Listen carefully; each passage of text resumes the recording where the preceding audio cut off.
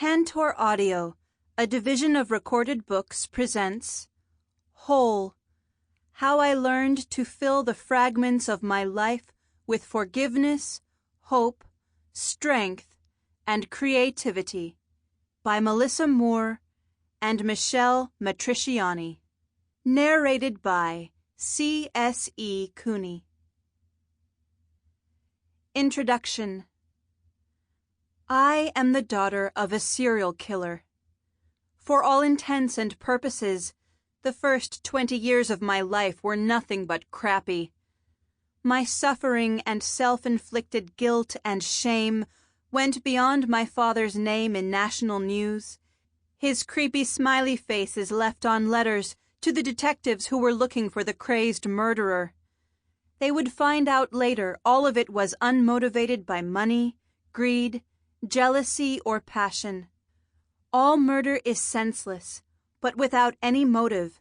The trail of women's bodies found along wooded paths didn't add up to much of a pattern that could help detectives determine if the murders were linked. My father was eventually caught when the police had the wrong man in custody, and my father's ego just couldn't take it.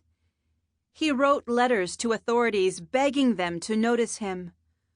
Who knows what would have happened if his pride hadn't given him away, if he would still be driving his truck on long hauls, dropping into my house to ruffle the hair of his grandkids and eat at our table, snapping the breadsticks in the very way he casually snapped women's necks.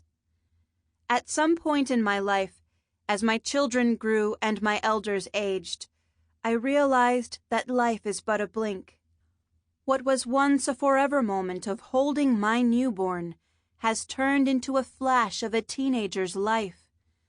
What was once me being a little girl has turned into my not remembering how to do child's play. And in those small spaces where time slips away, I have spent so much of it in self-deprecation, filling voids with food, numbing guilt with isolation, sacrificing good sleep to anxiety, seeking solace in random religious practices, and generally believing that this was pretty much it, the way it goes. But then there came a point in my life, call it midlife, or simply the pivotal moment when you realize all it really comes down to is a choice. I can choose to hate, chip away at relationships, and remain living a false identity created by labels, other people's opinions, fear, hopelessness, blame, and an irrational need to do penance and pay restitution for other people's sins. Or I can choose something else. I've been told by therapists and experts alike that daughter of a notorious serial killer can no longer be my identity. One of the famed researchers I interviewed for this book called this identity dangerous. These people say I must forge a new path and become Melissa. But my past is what got me to my present. It's what empowers me to interview on television other people who have been victims of horrendous crimes against them or their loved ones, and to act as a type of spokesperson for surviving all kinds of painful experiences. So one doctor thinks this is dangerous, while others, who don't know me or my work with survivors and families affected by violence, assume I am capitalizing on my father's crimes, using them to become famous myself. But what if I choose joy?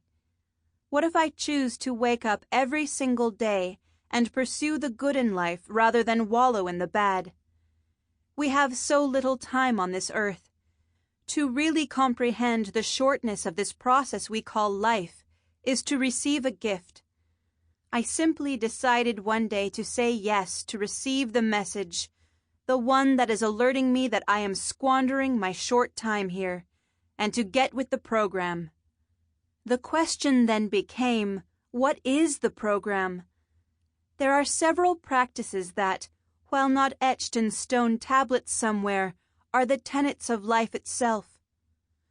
For a long time I had turned my back on many of the experiences discussed in this book out of pure ignorance of the many parts of what it takes to be fully human. I denied the divine medicine that we have been gifted with in biology, psychology, and spirituality, esoteric and complex aspects of living, hope, fear, awareness, plus the day-to-day things that are so front and center, so in our faces that we often cease to see them, things like nature, compassion, forgiveness, and love. Especially love. When I set out on my journey to say yes to life, I thought it would be about healing and transformation, but it wound up being about becoming one with the deepest version of myself. Loving oneself, forgiving oneself, finding peace within oneself to the point where your highest confidence leads you to follow the path that you think is the right one, and then to have the courage to face the fact that that very road might not be leading you home. And when you have to change course, being aware of yourself gives you the faith and knowledge to make a change without the drama of beating yourself up, sinking into quicksand, or pulling away from others and opportunities. So what does this all mean? Where does the journey begin? By acknowledging that you have somehow woken up in the vastness of life, in the middle of where you are and where you must go. By accepting that you are not living the life you want to live. It is the facing of fear, the fear that the voices in your head dance to and turn louder while you are holding your ears, screaming for it to please just stop. Those gremlins in your head that love nothing more than to watch you try to cross the street and make you question whether you know how to cross the street until you are paralyzed in the middle of the road being mowed down by a bus. It means forgiving yourself when you are guilty as charged, but especially when you did nothing to earn your self-loathing. It means trying to forgive yourself and your trespassers, and living a life that is not driven by the pain that you have experienced. What I am talking about is saying goodbye to a state of neglect and walking toward light. It's about holding on to hope, dreamy hope, that state we mock because we don't understand it.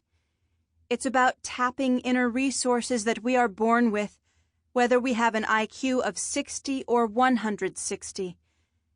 It's about supporting ourselves by getting to know ourselves beyond the identification of the pain experience, beyond what people have told you you couldn't do, and, worse, what you have told yourself couldn't be done. It's about being artful and creative, and being one with nature. I know it sounds like a bunch of kumbaya crap, but is that really where we are in this society? To believe that positivity and optimism and self-love is just a load of crap, something those crazy people do. That's sad. That's why we're all so sad. After years of fostering shame and horror about my past, I decided that I didn't want to be sad anymore.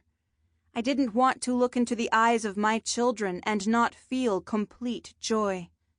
How could that be?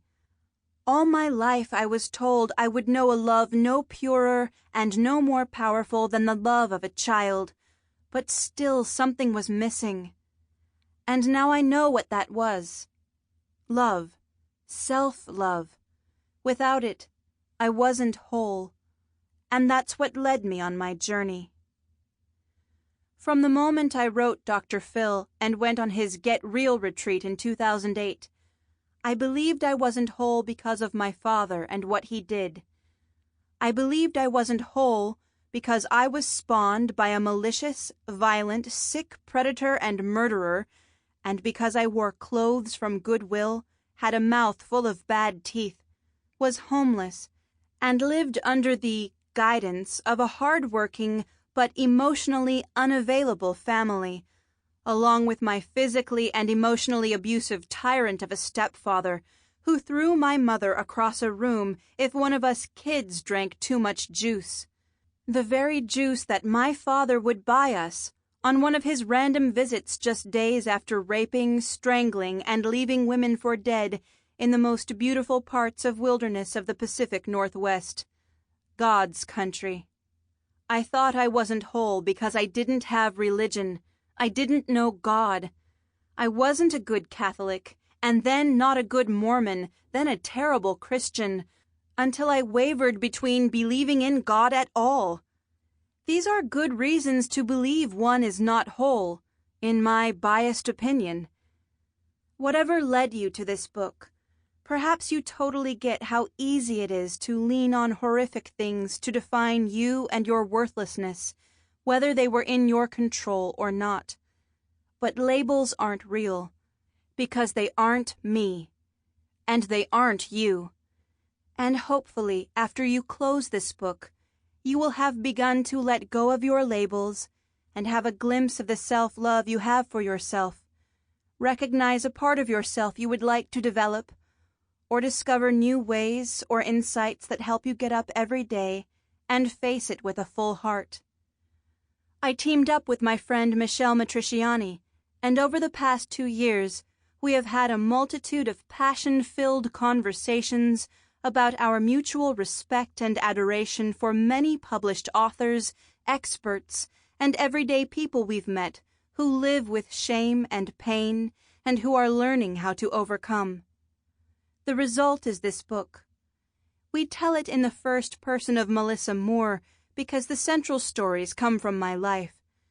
Throughout this book, we use the word storm to refer to the challenge or painful experience that has brought you to this book. Our storms add depth and context and humanity and richness to our stories.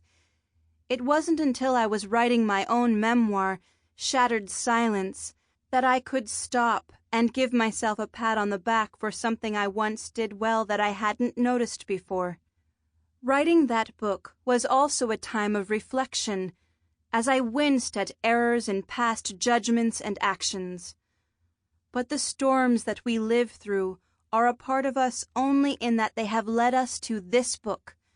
Then that's where they stop. A storm functions as the critical backstory or the prequel to the legend that explains why the Wicked Witch became wicked in the first place. What keeps her wicked is entirely separate and absolutely her choice. Throughout this book, you will hear phrases like, according to, and he said, she told me, research shows, and so on. I pulled together as much as I could from experts through original interviews and through tons of reading. This is how I learned to reframe the pain experience into the healing process, until we love ourselves so much that we can't help but feel whole. The process is not perfect, but it's how I muddled through to my own understanding of myself, and I hope it will resonate with you. By all means, some discussions may come too early or too late in your personal experiences. I hope you will still find solace and strength in the book's ideas, no matter when or how you move through them. Thank you to all the authors, researchers, therapists, and experts who provided interviews and other helpful insights regarding this book. Tom Rutledge, Rabbi David Wolpe, Pat Love, Doctorate in Education, Fred Luskin, Doctorate in Philosophy, Anthony Scioli, Doctorate in Philosophy, Barry Vissell, Medical Doctor, and Joyce Vissell, Registered Nurse, Master of Science, Daniel Rios, Marissa Minutoli, Pat Longo, and Natasha Shapiro, and to the brave women and men who shared their pain experiences and healing journeys with us. My intention was to bring them together and integrate them in a specific way as I learned to reframe my own pain experiences and make sense of my world and find a better place within it. These ideas have worked best for me. I touch upon them not in ways meant to be comprehensive, but to invite you to read about things that maybe you otherwise wouldn't have read, and to consider learning more about the concepts that resonate with you. As you listen to this book, I hope you do so with the choice to watch, to heal, to open, to leverage, to elevate. I wish you to be whole. W.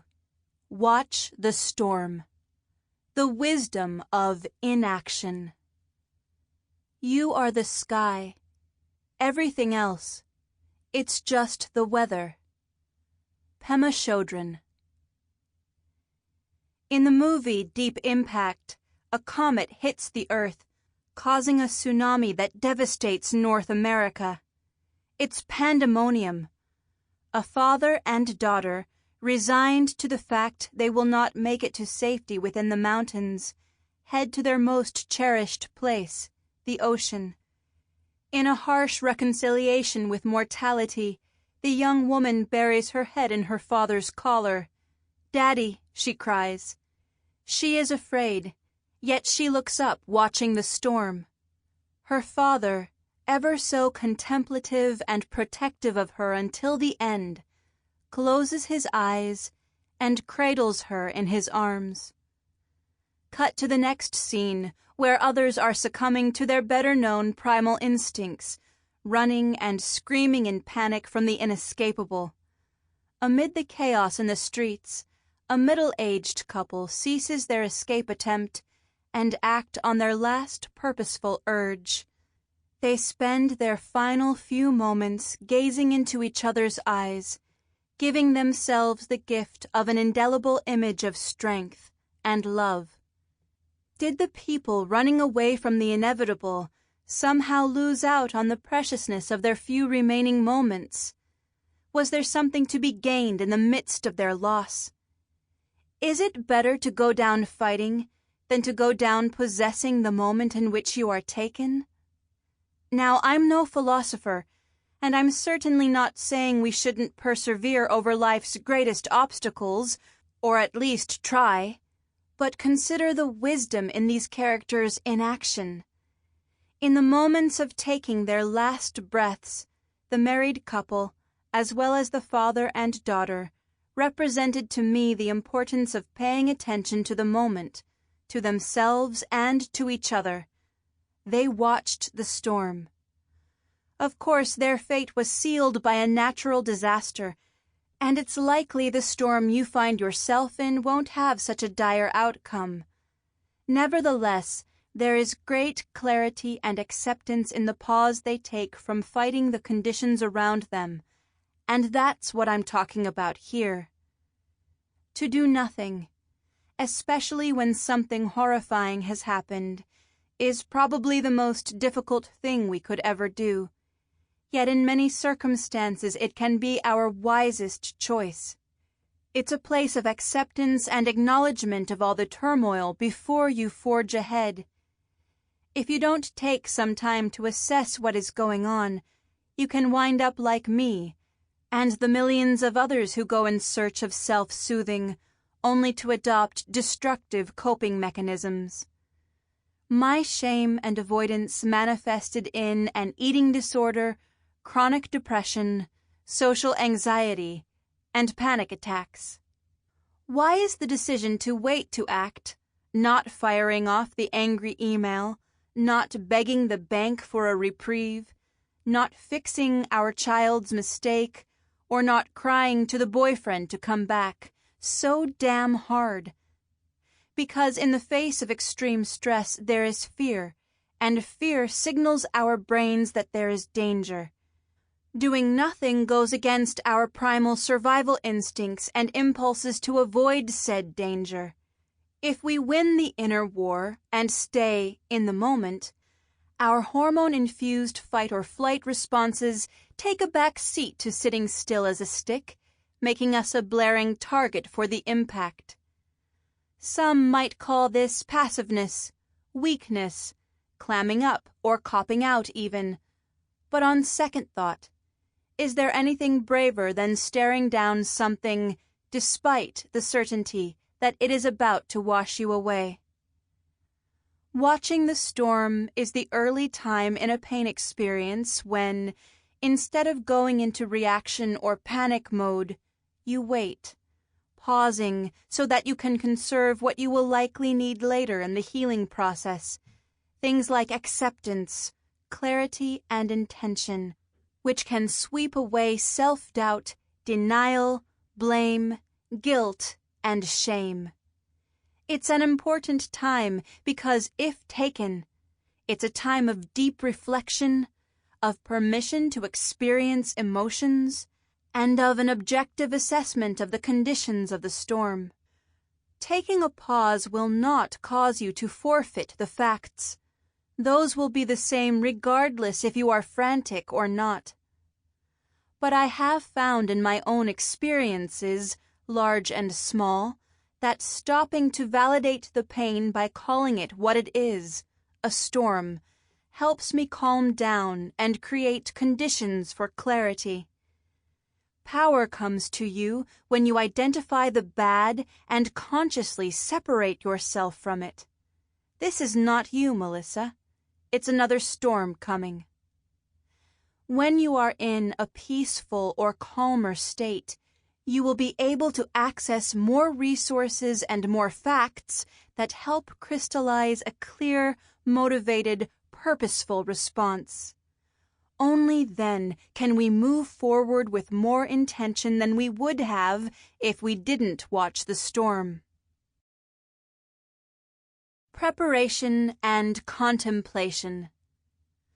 Sometimes we express ourselves most eloquently by not expressing anything, by allowing our presence, unexplained and unembellished, to speak for itself. Amy Cuddy, Presence, bringing your boldest self to your biggest challenges. My life has been enriched by meeting people whose circumstances are nothing short of devastating and watching them persevere. I have seen how watching the storm acted as a critical time of preparation and contemplation responsible for their overcoming the aftermath of their storms. Unfortunately, I've also experienced firsthand how not waiting equated to non-acceptance, causing a cornucopia of issues, from addiction to clinical depression to suicide. You are listening to this book perhaps because you or someone you love is in pain and you want some perspective on what you can do. Something has gone wrong, nothing feels right, you're in the midst of your storm. What's my take on it? Pause. I know what you're thinking. You just bought a book in the attempt to make strides, to try to do something for yourself, only to hear someone with zero credentials, that would be me, encourage you not to act, not to do something. Hear me out. Usually when we act, and especially if we're under pressure, we do the first thing that comes to mind, and without thinking about it. Therein lies the problem. We are reacting without giving honest thought about how we want to handle something. Our emotions and actions are being controlled by others, our own ego and the environment. Operating in this state ensures that our power is swept away. I have found there to be wisdom in inaction, in an accepting place I refer to as watching the storm.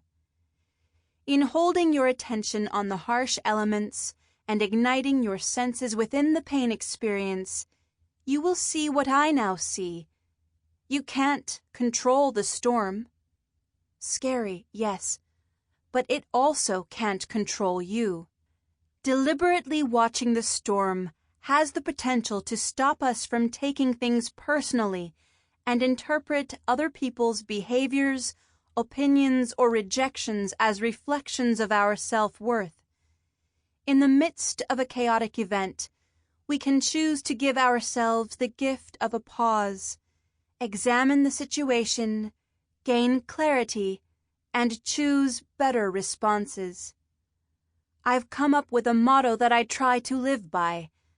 When the going gets tough, the tough stop and do nothing until they are clear on how to proceed. Only when my thoughts feel stable and consistent am I confident that I can do stable and consistent things. Reaction or response? What's the difference? Reaction is a defense mechanism, while response is a support system. Here are a few ways to know whether you are in an adrenal reaction or in a conscious, purposeful response mode. Reaction equals instinctual. Feels physical even when it's not. Doesn't take very long. Usually only one type at a time. Feels good in the moment, but often feels terrible when coming off the adrenaline high. An easy release, usually on an outside target. Think about the last time you spoke rudely to someone or took out a frustration over a bill on an innocent operator at the other end of a call. You were angry way before the person on the other end admitted he couldn't help you. Response equals conscious choice. Takes longer, can be multiple types at once, considers options and ramifications, depends on higher intelligence, is in line with personal goals, ethics, and personality, is a choice based on your best interests. The consequences of non-acceptance. Doing nothing can be a very powerful action unto itself. Don Iger. When we are overwhelmed or confused, we forget to use the tools that we have that can allow us to process a new situation. Acceptance, mindfulness, acknowledging emotion, embracing fear, and finally responding with intention and clarity. These are the conditions that create awareness. What happens when we do everything but that? I had a little problem with acceptance, Nikki said, recalling the weeks and months after her husband of 5 years left. I couldn't fathom an existence without him, and worse, I couldn't accept that he really meant his decision. It was such a breach of trust. Not accepting that living his life without me was what he truly wanted made me act in ways that are not only regrettable, but were detrimental. Nikki told me that she had incessantly called her ex until he changed his number. When she found out that he had a new girlfriend who was embraced by their mutual group of friends, she impassionedly emailed each and every friend whom she had known for more than a decade and broke up with them. With her husband gone and her circle of friends in ashes, Nikki became depressed. Alcohol filled her weeknights, her career suffered, she stopped eating and started over-exercising. She was scared and sad. Money was tight, and Nikki described being forced to move back into her childhood bedroom at her parents' house as the most humiliating experience of her life. This caused her self-worth to further plummet. I became desperate, and I cringe at the actions that made me look like a lunatic, Nikki explained. Not only did my ex have to have a threatening talk with me, but my parents and siblings had somewhat of an intervention. I couldn't get out of my own way. Nikki's storm was swirling around her, and instead of understanding that she had the option of assessing the conditions of the storm and responding appropriately, she tired herself out, mentally, emotionally, and physically, by attempting the impossible. Getting my husband back was as futile as using my own breath to blow away rain clouds, she said. What is the point of that? My first dive in the undercurrent. Sometimes the most difficult part of a situation isn't the struggle in the midst of it all, but the way in which it's dealt with afterward, as Nikki's regrettable behaviors. Sample complete. Ready to continue?